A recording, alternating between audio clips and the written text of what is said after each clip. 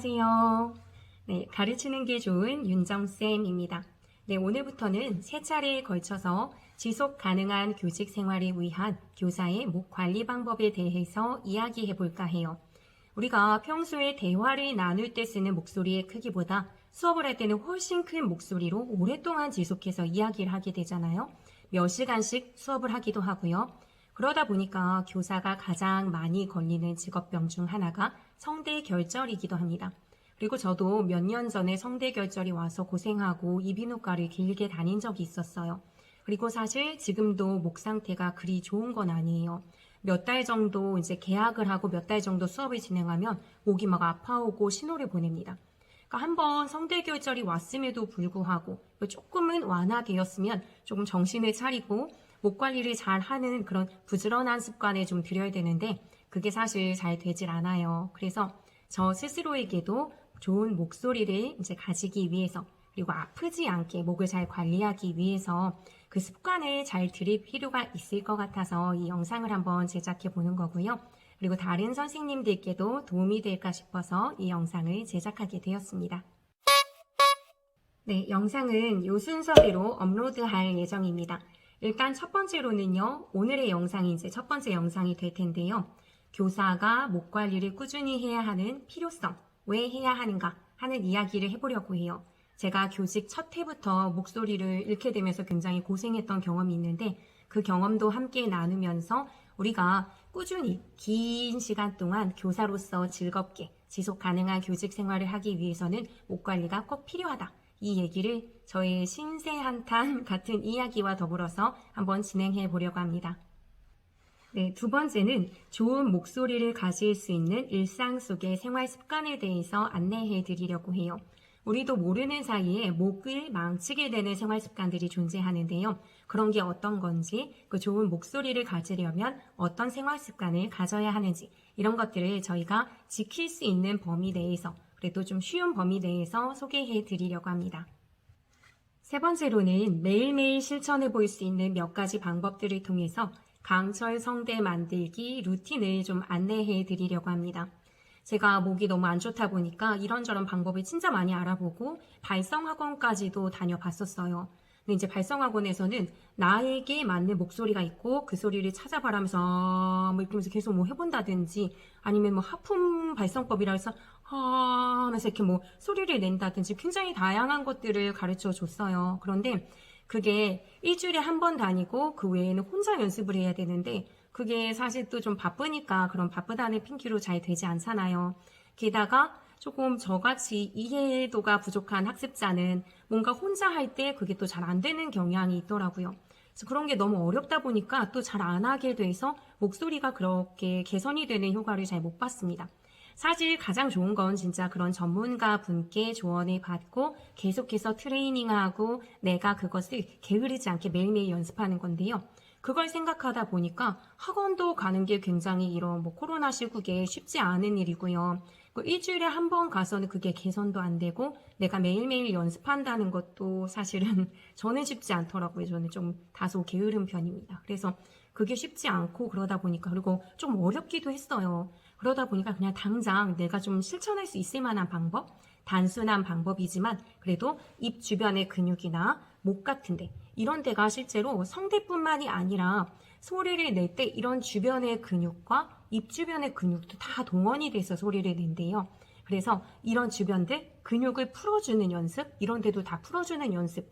이게 말이 연습이지 이렇게 좀 주무르고 마사지 해주는 그런 과정들이거든요. 그래서 그런 것들을 매일 하기만 해도 아침에 출근하면서 간단히만 풀어줘도 그날 1교시 수업하는데 한결 수월한 경험을 했었어요. 근데 그것도 사실 조금 잘 안 되는 부분이 있어서 제가 매일매일 뭐 머리를 말릴 때나 아니면 출근을 할 때 간단하게 보고 따라할 수 있는 그런 영상을 한번 제작해 보려고 해요.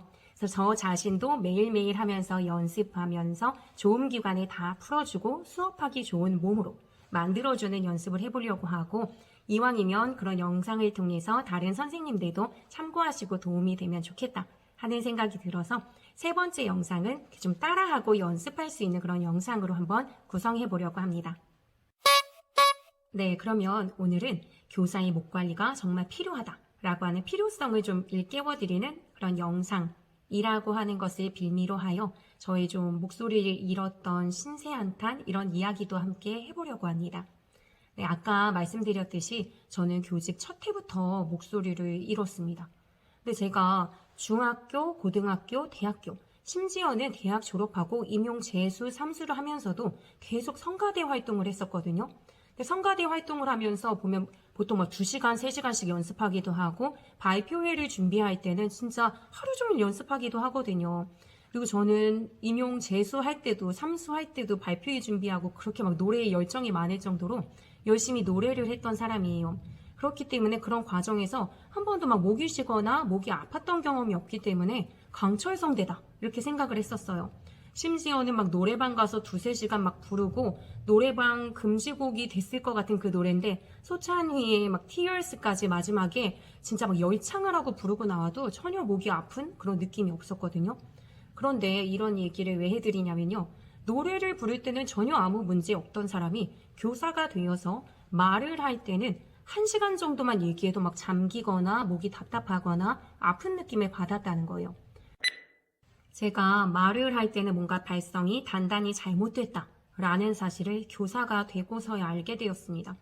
알게는 됐지만요, 뭐가 잘못인지 잘 모르겠더라고요. 그래서 배에 좀 힘을 줘서 뭐 복식으로 해볼까라고 해도 수업하다 보면 금세 이제 생목으로 말을 하고 있고요. 그리고 물을 수시로 많이 먹는다 해도 뭔가 목소리가 개선이 되거나 통증이 확 완화되는 그런 느낌이 없었습니다.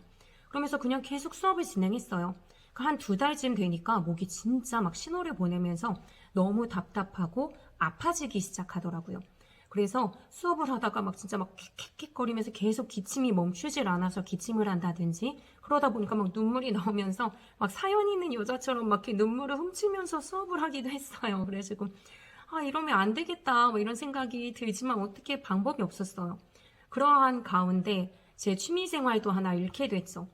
소프라노인데 제가 소프라노였는데 고음이 안 올라가는 거예요. 그러니까 누구도 나가라 이런 얘기 하지 않았지만 제가 고음이 올라가지 않는 소프라노가 성가대에 어떻게 남아있겠어요. 알아서 그냥 나와 버렸고요. 그리고 제가 일상생활에서 즐겁거나 즐겁지 않거나 그걸 떠나서 쉴 새 없이 노래를 흥얼거리면서 제 일을 하는 사람이었는데 그 취미도 잃게 됐어요. 혼자 흥얼거리는데도 예전엔 다 부를 수 있었던 노래가 안 올라가니까 기분이 굉장히 나빠지고 막 짜증이 나는 거예요. 그래서 제가 원하는 교직을 얻게 됐지만 목소리와 취미생활을 잃게 되는 그런 슬픈 일을 경험하게 됐습니다. 하지만 이게 무슨 등가 교환도 아니고 교사가 되면 목소리를 내놓아야 된다. 뭐 인어공주입니까? 그러니까 이것도 아니잖아요. 그러니까 꼭 이래야 되는 거 아닐 거고 선생님들 중에서도 진짜 노래 잘하시는 분들 계시단 말이에요. 내가 진짜 방법을 찾아야겠다. 나의 취미생활을 잃지 않으면서 목소리를 지킬 수 있는 방법을 찾아봐야지. 하고 생각했지만 사실 그때도 뾰족한 수는 없어서 마이크도 써봤는데 딱히 효과가 없고 마이크를 쓰면 쓸수록 수업의 목소리는 단조로워져서 제가 더 많이 재우고 있더라고요. 그래서 이건 어쩌나 하는 고민이 굉장히 커졌습니다. 이렇게 계속 목소리가 안 좋아지다가 방학이 되면 조금 회복이 되고 그러니까 회복되는 게 이렇게 확 안 좋아졌다가 방학 때문에 살짝 회복되지만 원래 지점까지는 못 가고요. 다시 또 막 목소리가 안 좋아지다가 방학 때문에 또 살짝 회복하고 이게 계속 진행되니까 점진적으로는 목 상태가 계속 안 좋아지고 있는 거예요. 근데 그러다가 목이 딱 회복이 됐던 때가 언제냐면요. 제가 첫째 낳고 둘째 낳기까지 쭉 이어서 육아휴직을 3년 했었던 시기가 있거든요. 그러니까 가장 긴 시간 목이 쉬었던 거죠. 그러니까 3년의 육아휴직하니까 목이 괜찮아지더라고요. 제 인생에서는 굉장히 아이들을 키우면서 이런 암흑기가 있을까 너무 힘들다 하면서 막 눈물 좔좔 흘리고 힘들었던 시기이기도 한데 뭔가 아이러니하게도 목소리는 굉장히 좋아진 거예요. 그래서 집에서 그냥 있는데 노래를 부르니까 예전처럼 그래도 어느 정도 고음이 올라가더라고요. 이 기회를 놓치면 안 되겠다 해서 비장하게 저희 신랑에게 나 뮤지컬 동호회 가고 싶어. 나 복직하기 전에 한 번은 뮤지컬 동호회 활동할래. 이렇게 얘기해서 한 2-3달 동안 정말 행복하게 뮤지컬 동호회에 들어가서 제가 좋아하는 그런 뮤지컬의 넘버도 불러보고 공연도 하고 거기서 막 솔로까지도 했었어요. 그러니까 그때 목소리가 진짜 한창 회복이 됐던 거예요.